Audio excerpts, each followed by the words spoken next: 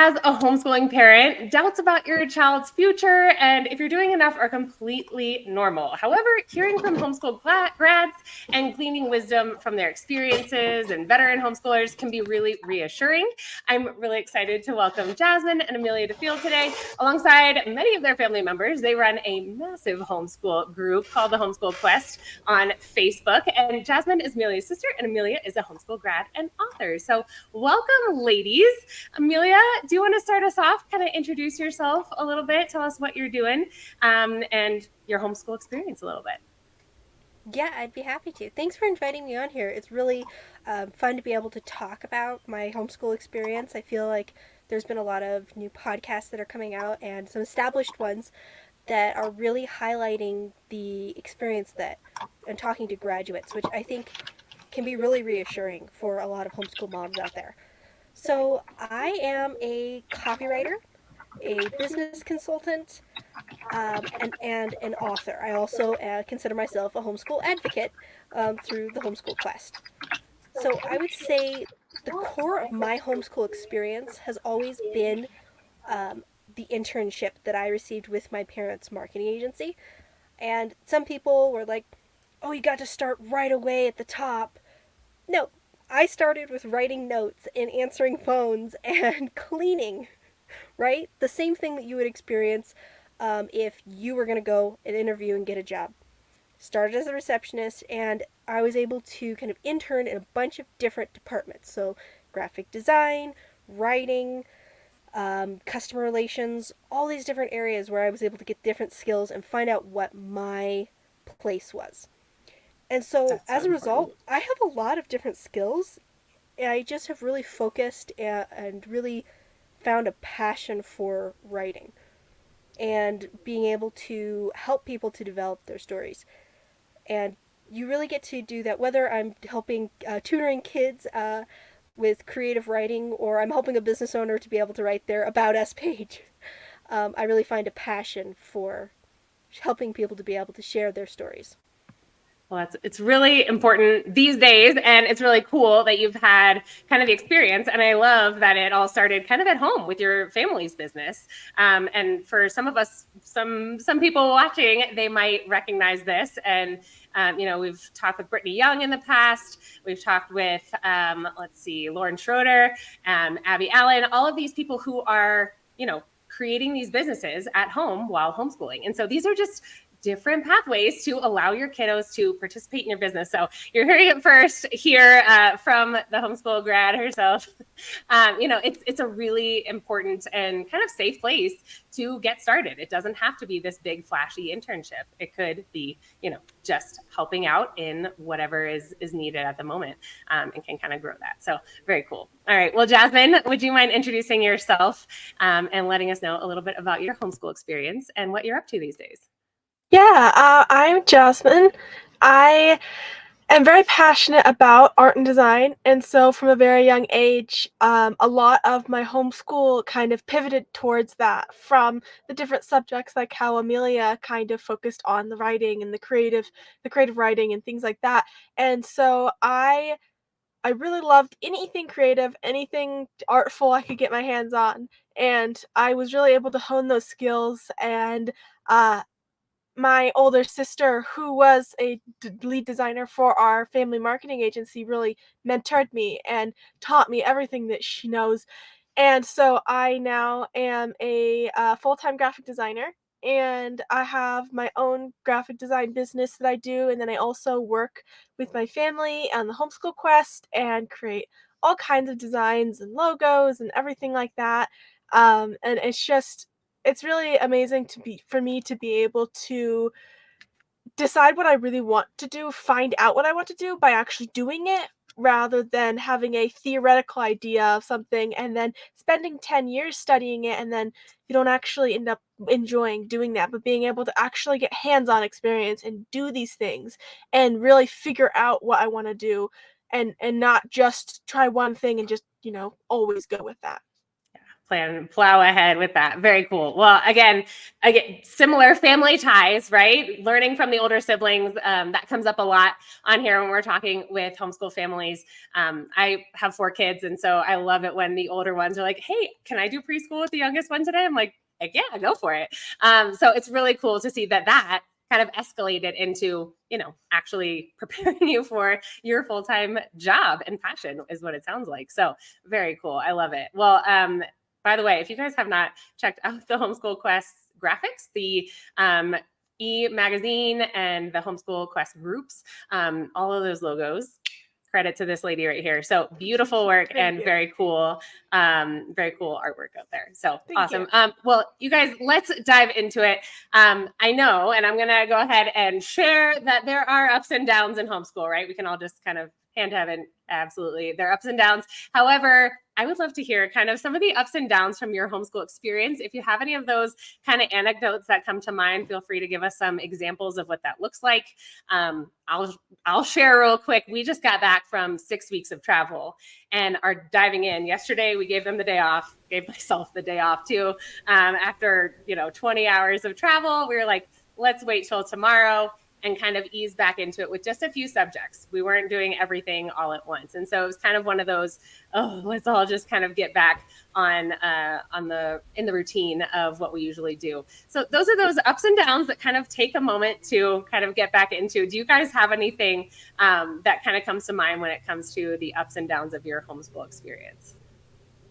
Amelia, do you want to start us off with one?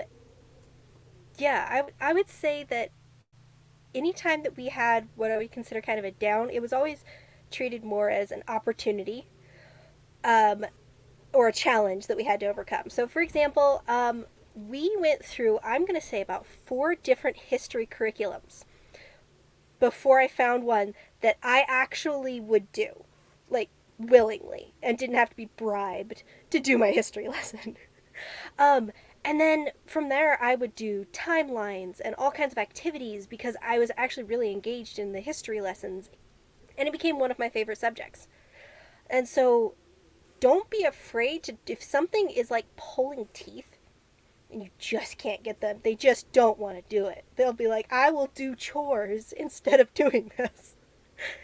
Consider looking for other curriculums. Now here comes the other down. The good news is we had those other 4 curriculums. Bad news is only one of my 4 siblings also liked the history curriculum that I enjoyed. And so you have to find what works for each kid's learning style.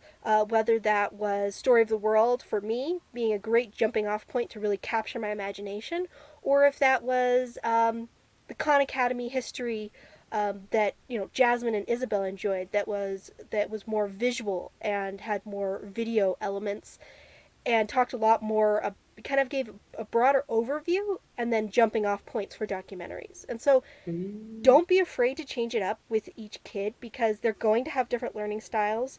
Your teaching style is going to have a lot to do with that. Your teaching style might change by the time that you get to the younger kids as well. Absolutely. And I would say the other one was history. I would say math was not my favorite subject. I think a lot of creatives will tell you that math was not their favorite subject. Sure. So my mom saw that as an opportunity. When I got into the higher grade stuff, as I was about to graduate, there was this opportunity that she saw called the National Novel Writing Month. And she said, okay, here's the deal. If you can actually get the word count every day for like 1,000 or 2,000 words a day, you don't have to do math homework that day. But if you miss it and you don't write enough words, you have to do math homework the next day. This is amazing. I love it. So I actually wrote my very first novel that month. Yeah. And so don't be afraid to change things up and challenge your kids in new ways. A lot of times when we have, they try to think of it as an opportunity and less of a problem, I guess would be my advice. Absolutely. Absolutely. I love that. And I think part of the thing that we're not mentioning is that your parents were up for this. They did it. They took the steps. They weren't just like, well, we already bought it. Sorry, trucking through. They actually took the chance and made the investment, I imagine, in some other curriculums to make it work. And so for those of us who need to hear that, that's one of the benefits of homeschooling that kids aren't going to get in a traditional or most traditional school settings where, the curriculum's the curriculum and we're going to do it. Well, we actually have the option in homeschool to change it or to not do math for, a month or 2 months or whatever, because clearly this is something that you love, that you're good at, and that you're motivated to do. And so, yeah, the math will come at some point and it'll happen. That box will get checked, but that is not the most important thing. The most important thing is kind of developing and giving space for what you're really excited about. That's so cool. I love it. All right. Well, Jasmine, anything come to mind for you here? Yeah, I think funnily enough, playing off of what Millie was saying about math, another thing about math, I think something that's important too that you can have as kind of a pitfall in a homeschool is your kids' thinking styles versus your thinking styles. And I think that that's something people don't account for a lot of times is because a lot of kids in public school, the reason why they're not able to absorb a lot of this information is because it's being taught as a cookie cutter curriculum. This is the same one every time for every person, and almost everyone has a different thinking style and thinks in words or pictures or any variety of ways, and sometimes it can be confusing for the kid to try to learn in your way of thinking, but they think a different way. And like with the math, my dad always he really likes math, and so he tried to teach me math stuff, and he was really good at teaching my sister math. And so he's like, okay, this will be great, this will be super easy. But I don't think in the same way he does. So I didn't understand any of it. I'm like, how are you doing this? But then my mom was like, okay, well, what if you do, instead of, 9 plus 9, do 10 plus 10 minus 2? And I'm like, oh, that makes so much sense. And he's just like, nope, I can't even think of that. Don't even say that around me. That is so confusing. But for me, it makes so much sense. And so she was able to help me to be able to learn the math in the way that made sense to me. And in other subjects, there are certain things that the learning styles matched up for. Maybe my brother was able to teach me and read to me certain things because he's able to understand the way I think on certain other things. And I mean, being the youngest, I do get the benefits of all of the older siblings are old enough to teach me things, so I got all of their knowledge. But I I love think that. that it's important to figure out what your kid needs and how they need to learn rather than trying to get your kid to learn the way that it's like, "You should learn this." It's like, "Well, no, how can your kid learn it? Mhm. How does this apply to them?" Rather than trying to apply them to the curriculum, apply the curriculum to them. And I think that's something Whoa. that's really important. Very well said. Absolutely. No, totally. I love that you said being the youngest, you kind of got the best of maybe both worlds, even with your siblings and your parents. I am, thinking about how I was teaching my oldest and now how I'm working through, our last year of preschool and going into kinder with our youngest. And I'm like, shoot, I probably should have done some of these things before. But you're growing and, kids will survive. They're resilient and they'll make it through. But we are growing and learning alongside them. So I think that's a really important point to make is that Mhm. there will be changes and we do need to be flexible in that sense too. This was not scripted, but I would love to hear a little bit of what you think birth order has to do with homeschool, or how it was in your case. At least we can't make those generalizations, but do you think birth order had anything to do with how you guys kind of took to homeschooling, or maybe how homeschooling worked out for each of your siblings?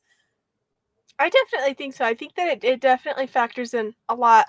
I Mhm. think that each person learned differently and each person got benefits from the being in the exact birth order that they are. Like Amelia is amazing as an oldest, and I don't think she has the personality to be youngest because she's a very much a leader. She likes to teach, she likes to show, she likes to, as a kid, I wasn't alive, I wasn't born yet, but there's a story that we always tell about how the second oldest sister, Rebecca, she used to, as a little baby and as a toddler, she used to just sit and watch Amelia, and Amelia would just perform for her. She would do all kinds of stuff. She would show off. She would do shows, and Rebecca would just follow her around, crawl around, following her, and she would just show her all these things because she has just this joy of not only learning uh but showing and performing and And bringing being others seen. along, it sounds like. I'm a beneficiary of this too, so thank you for that. But yeah, Yeah, it's like bringing others along and showing. it's so cool to see how each person is perfectly fits in the order that we are in. And it's like sometimes I feel like I meet someone that's the youngest and it's like, but you really are an oldest personality type. But I feel like we all perfectly fit within exactly the order that we are. And I think that factors in a lot with homeschooling. The closest sister to me, Isabel, we're pretty much like twins, even though we're Mhm. like 2 or 3 years apart. And so we learned a lot of things together. And I think Mhm. that also part of it is like having certain groupings of people and like okay, so Isabel and I would learn together and we would get some of the same courses and study some of the same subjects, and so we could play off each other, we could talk to each other about it, we could discuss and things like that, and that helps to be able to have not just each individual kid is doing their own thing, it's kind of like a group. And so Absolutely. I feel like uh I think that definitely factors into it a lot. What about you, Amelia? What's your opinion? I could see that you're wanting to say something. She's ready.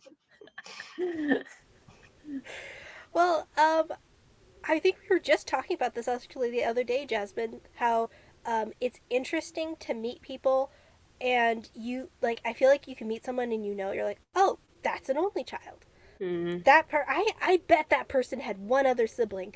But then once Mhm. it gets to like 3, 4, 5, you see that there's different you're like, "Oh, you're a middle kid." you know, but I think that Yeah. there's a lot of things that you learn from having siblings. Mhm. There's interpersonal things that you're able to work through. I think that the benefit that we had to having so many siblings is that uh, we worked really hard to make sure that there wasn't any like ageism. Mm. So if Jasmine mastered a subject, she taught me.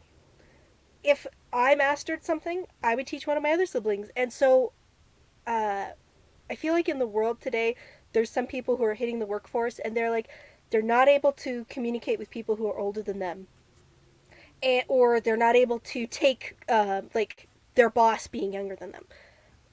I would say that homeschoolers have a benefit in that because we have so many different learning styles, because we have different areas that we're able to specialize in and focus in on, we very quickly see that everyone has something to bring to the table. And so I feel like that being working through these different things with your siblings, um, I think that you have a lot of opportunities to be able to grow character.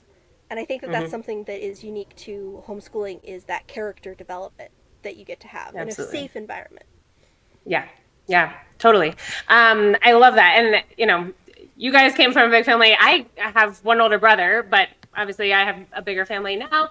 And I don't want the single kid families to tune out to this because where can we get this? There are a bunch of resources out there. There's online classes, there's co ops, there's bound to be someone near you that homeschools. I live in Ecuador. I'm from Virginia, but I live in South America. And yet we've found this beautiful homeschool community here. And so they're everywhere. Look and you will find your homeschool buddies. And even those only children will find kind of these people that are kind of their tribe and they'll be able to have these similar experiences as well. But I think you're right. I was just talking to somebody the other day about homeschool and they said, yeah, when your kids are, you got those multiple kids in one family, they have someone to fight with. They have someone to kind of work on those social skills with that, sure, might happen in a classroom, but as you mentioned, homeschool is a little bit more of a safe space there, so there's not as much perhaps retaliation or something like that that might come from school environment. So I love all of those ideas. And also the idea of moving on, mastery. There's no ageism or we're moving along because you just turned 7 and it's time to move along now. It's looking for mastery and progress, and this is something that I love thinking about and looking at with gifted learners in particular who are ready to move on with something. And a lot of parents will kind of go, wait a second, but the next book doesn't start until August or September. Well, if they're done in January, let's move on. There's no need to quash that learning. And I love that that was something that was celebrated in your house, it sounds like. So super cool. Now, I think this kind of goes without saying because you guys have mentioned it a bunch of times, but it sounds like your family did a lot of really good things that have served you guys well after graduation. It sounds like family business. It sounds like kind of encouraging and strengthening those gifts. Was there anything else that kind of strengthened you guys in terms of life post graduation, or maybe what your high school experiences look like? I know that might be a point of anxiety for a lot of new homeschoolers. Anything you would say to that? Yeah, I would say that the main skill that I learned from homeschooling is how to learn and to enjoy learning. And so, with the marketing world, which is kind of where I am in, there's always something new. You're always constantly having to learn and stay on top of the latest trends and learn a new social network so that I can train someone on it next week. And so, uh, that is something specifically how to learn, how to research something, how to find the right courses and master something in a short period of time is something that I think was the biggest skill that I use every day that I learned from homeschooling. Mm-hmm. And I would also say that, some people will talk about, like, I did internships outside of my family's business, as well as interning in my family business. So I worked at a bridal shop, I worked at the local chamber of commerce, and I think I worked as a journalist at one place, and I added like website images at the bridal shop. So even if your kid's skill set doesn't lie in, online marketing or writing, the Chamber of Commerce almost always is open to having people come in that are of high school age to intern, whether that is helping them to put together a local newsletter or, um, help them to be able to run an event. There is a bunch of different opportunities there because they're always looking for volunteers. So whether you're looking at a local community club, find different things that your kids can participate in that align with their interests, because there's nothing better than real world experience to uh, ignite that passion for learning. I feel like um, one of the things that I wanted to mention, I thought of this as we were talking, is I thought that I wanted to become a video editor. So I went and I learned video editing and I was really good at it. But about 6 months into doing bunches of different videos for different clients and things, I realized I did not like video editing. I liked doing videos for fun, but not for work. But I had a chance to be able to figure that out and before going and investing in a degree or starting a video editing and production business. And so having a chance for kids to be able to try out some of these skills, so maybe they make a couple of reels for your homeschool business and they find out, wow, I really do like doing this. And they're Yeah, able to do that, but it's totally safe if they are like, I don't I don't want to do this anymore. This was I have fun, that but I'm trial done now. period. Fun, but I'm done. Yeah, totally, totally. And I love that you bring up investing in a degree. The idea of college as a given. I am grateful that it's kind of being questioned a little bit now because so many jobs do need it, but others don't. And so there's this idea of gaining those skills, gaining that experience, and being able to make those choices in a wiser way rather than just assuming. I love it. Jasmine, anything else to add there? Things that you Yeah, felt have served you really well? I definitely agree with what Amelia's saying. I think that something I have to add is like there's a couple things. First, with when it comes to degrees, you'd be surprised how many jobs say they require degrees and they don't. A lot of a lot of places and a lot of recruiters and places like that, you will look and they'll be like requirements requires a bachelor in this subject. But if you actually apply and let them know, hey, I actually have hands-on experience rather than a degree, most of the time they will actually be more impressed by that than having a degree. And having worked with a variety of clients and a variety of work, some of them expect upfront or like, "Oh, do you have a bachelor's degree?" And it's like, "I've been working in graphic design for 10 years." And they're like, "Oh, that's way better. Yeah, I'll definitely hire you." You know? It's like people make it seem like it's all about going and getting a college degree, but you have actual experience, it's actually more valuable than having a degree in a lot of Yeah. cases. Yeah. Um, and I think additional to that, in for homeschooling with in high school, I think that it's very different than homeschooling um in middle school and preteens.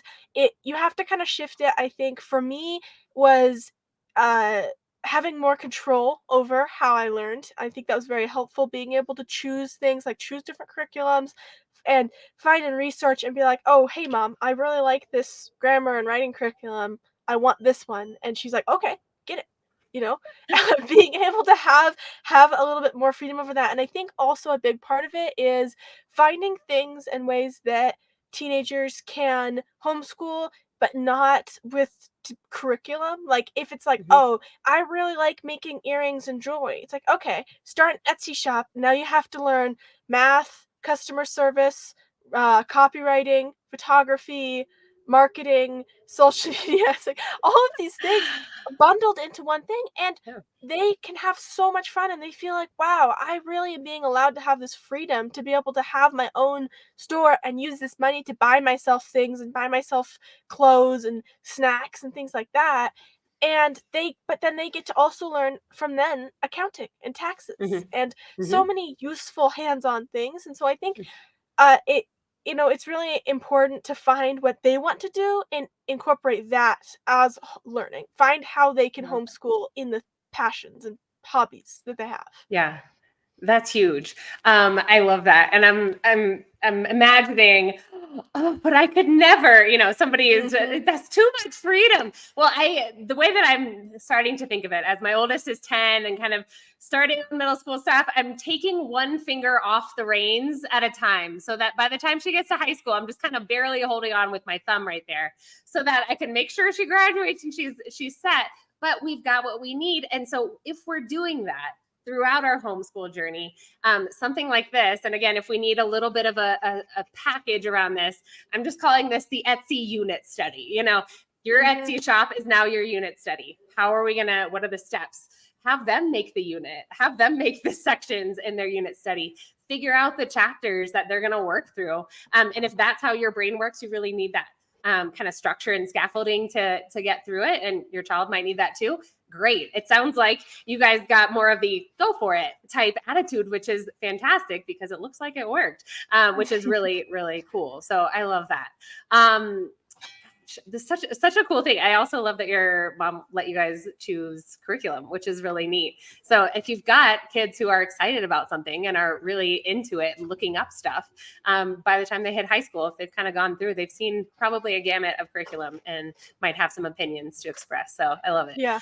Um, well, very cool. Now, as people are starting to homeschool, if they are just starting out, this could be, with their tinies, they may be kind of looking forward in the next 2-3 years. They're just kind of gathering information. I just squirreled stuff away until my daughter was about 3. And then I was like, great, let's start. Too early, by the way. But the idea is to kind of give people what they might need to get started, but also for those who are starting midstream, mid education, they might have pulled their child out recently. What would you say to them? I know that might be difficult to think of, but if there's some encouragement or some kind of mentality that you might encourage them toward, what would that be? You guys have anything in that sense? I would say that if you're just getting started with your little kids, even if they're too young to, you know, learn academically, make time for playing with them in a way that helps them learn skills. So my mom, I love flashcards. I was the kid that spoiled my mom. I loved flashcards. Um, and so we would sort the phonics flashcards by color. I didn't know what they were. But I was learning colors and they were colorful and I liked sorting. So that's what, find things that you can do to introduce academic subjects. I know we did a workshop just recently in the homeschool quest where someone was talking about how do I introduce math to my preschooler without making it schoolwork. She has grandkids now, and so she has a drawer that she has measuring cups and teaspoons and measuring tapes, and they get to go and play with that anytime that they want when they come over. And so they're always measuring things and saying this is 13 long. um, but they're getting those words and those concepts. And so if you Right. have little kids, make time, even if it's just 15 minutes out of your day, make time to purposefully play with them, ask them questions. I have a family friend, and their daughter just is super imaginative. And so I just ask her questions about things like, what color is this imaginary thing? How Hmm. many shelves do you have in your imaginary kitchen? And I just am talking with her, having a conversation with her, engaging with them. And I think that having those moments to purposefully engage in their play, whether you have a bunch of kids or you have one kid, it's super beneficial. Hmm. And I would say if Absolutely. you're just pulling your kids out of school, take time to deschool. Hmm. Just take time Can you give us a to. definition of that? What does that mean? So I would personally, what I would call deschooling is where you don't do any necessarily academic subjects for a little while. You get a chance to learn about your kid, what they might be struggling with. You focus on bonding time with them and establishing a conversation about what they want their education to look like, and find out, because a lot of times kids are really stressed when it comes to academic subjects when they're coming out of public school because they have this fear of failure. And if you Hmm. can help them to, what depending on the age of your kid, if you can help them to play, be Hmm. imaginative, and because there's no wrong answers when you're playing make believe, Hmm. having giving them the and giving them that freedom, so that and introducing some of these subjects in more of like, even video games can teach you Minecraft can teach you a ton of different skills. So finding different ways that if your kid loves video games or board games, introducing some game schooling, finding fun ways to be able to bring academics back in slowly so that Absolutely. they're not overwhelmed, and that they Hmm. know that if they get the right answer wrong, there's no test. There's no big scary. They might get, that's a measuring stick for how they're doing and what they need to work on. It Hmm. doesn't mean that they're a bad person. Right. And I think that And that's, if I that's could really add in, important. that Yeah. sounds like a little bit of a parent moment too. This is a chance for you in a low anxiety, low pressure kind of way to get the read. You haven't been your child's teacher since they were tiny. And so you're really needing to step in and get to know your kiddo as well. So I love that. Yeah. Play, getting kind of a measuring stick and reevaluating what that kind of assessment type piece might be a measure of instead of just your worth. Yeah. Awesome. Amelia, did you have anything else you wanted to add there? Or Jasmine, sorry.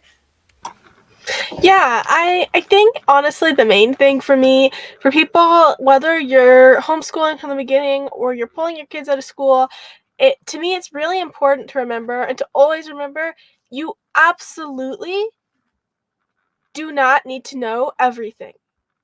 Absolutely do not need to know every single subject. You don't have to have mastered it. You are not an endless fountain of knowledge. Neither are the teachers at school. They do not know everything. So neither do you need to know everything. My parents, they always say that we homeschooled them as well as them homeschooling us because they learned so much. Because if they wanted to teach us a subject, they went and learned it. And now both of us have that knowledge.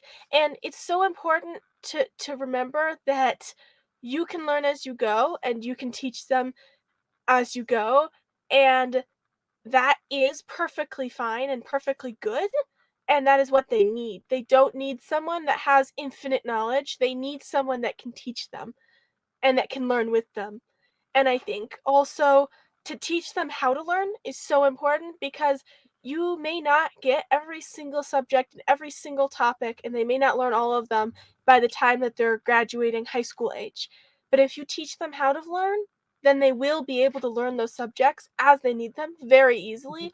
There are things that, aren't even things that you would ever include in a homeschool, and learning graphics programs and learning complicated coding and all kinds of stuff that I can say, "Oh, I know how to learn math really good, so I can apply those same principles to learning coding and Hmm. pick it up pretty quickly." Hmm. There's so many things. The world is always changing. There's always new things being added. You're not going to get every single thing, but the most important thing that you can give your kids is the ability to learn and to learn and know how to learn and pick Hmm. up skills. Yeah, those skills to become a lifelong learner. I love that. I think that's so helpful. And even the idea, and Amelia, you mentioned this earlier, kind of asking questions. You mentioned asking that family friend questions. Something that I try to keep in mind. I measure life in like progress bars, like percentage done. And so I always try to imagine using like 2/3, 66.7, 66.7% of my communication toward my kids should be in forms of questions, not commands, right? We're trying to ask more questions. Hey, what do you think we could do next? What do you think the next step might be, instead of put your shoes on? Even things as simple as that are things that are learning opportunities for building executive function or whatever. But kind of taking it back on ourselves and saying, hey, how can we set up even things such as giving directions throughout the day? How can we change that and lead it to a more productive and helpful kind of homeschooling experience as learners together? I love it. Well, thank you, you guys. This has been so fun to kind of even learn a little bit about your family. And I've been hanging out at the Homeschool Quest for a little bit, and so it's been really fun to see how you guys work, how you guys work with such excellence and integrity. So this is me just cheering from you over in my little corner, but I'm really excited to see where all this goes. I will link everything below so you can find the Homeschool Quest on Facebook. It is a massive group. We're over 200,000 right now, Yes. which is really exciting. And there are offshoot groups. So if you're looking for something really specific, um, neurodivergent and gifted, pre-K to first, second to fifth, high school and middle school, that's all there. So it's a really well laid out system, you guys. So I hope you'll check that out. And you can follow these guys over there. And one thing that we always ask here at the end is, what are you loving about your spot in the education space right now? I know you're not classroom teachers, you're not homeschooling parents yourself yet, but what are you loving about your role in this space at the moment? I would say that it is when we have the back to school season starts, it is so encouraging to see people comment in the group saying, I'm thinking about pulling my kid out of school, but I don't know if I can do it. Mm. And usually within an hour, they have hundreds of comments encouraging them, giving them resources, and they're like, thank you guys so much. I'm going to do it. I'm going to take the plunge. I'm going to homeschool them. And to be able to facilitate those conversations and to provide a space where there's so much encouragement and kindness and understanding, to me is honestly an honor Mm-hmm. and a privilege. And that's something that I really love about the Homeschool Quest. Yeah, that's true. That is so true. It's a unique space. Jasmine, what would you say? I definitely agree with everything that Amelia said.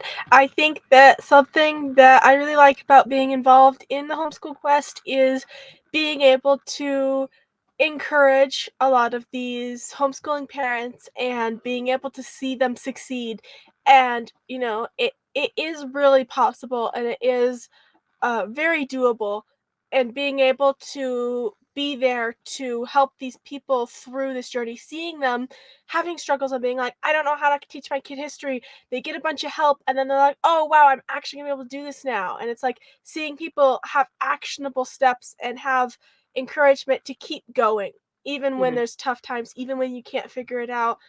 we're here to help. We're here to make a really positive, great community of people that genuinely care and are solely focused on teaching the next generation, and creating functioning adults. It's so cool. It's so cool. Well, it is a very, it's a beautiful space, and it's a unique space, I think, online. So I would encourage you guys to go check it out if you haven't. Amelia, Jasmine, thank you so much for being here. And to those of you watching, if nobody's told you yet today, thank you. Thank you for what you're doing. It's really important. Happy teaching.